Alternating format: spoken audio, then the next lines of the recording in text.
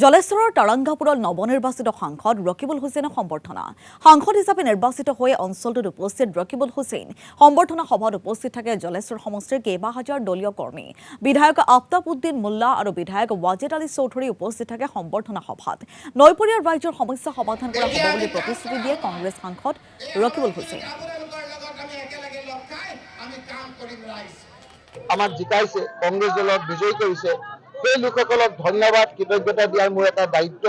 ঈদৰ সময়, এই সময়খিনিত মানুহ ব্যস্ত, আমি এনেকৈ ইমান মানুহ হ'ব বুলি ভবা নাই।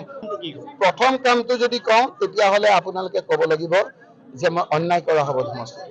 কাৰণ আজি জলেশ্বৰ সমষ্টিৰ যিটো সমস্যা, মানকাছাৰ সমষ্টিৰ সমস্যা বেলেগ। মানকাছাৰ সমষ্টিৰ যিটো সমস্যা, ধুবুৰীৰ সমস্যা বেলেগ।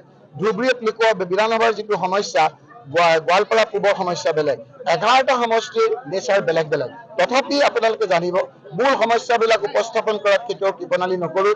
গৰাখহনীয়া সমস্যাৰ কথাটো, বানপানীৰ সমস্যাটো ভাৰতবৰ্ষৰ মানুহে জানে। তাৰ উপৰি যথেষ্ট আৰু সমস্যা আছে। সেইকাৰণে মই এটা সমস্যাৰ কথা কৈ আনটো সমস্যা ফালৰি কাটিব নোখোজো।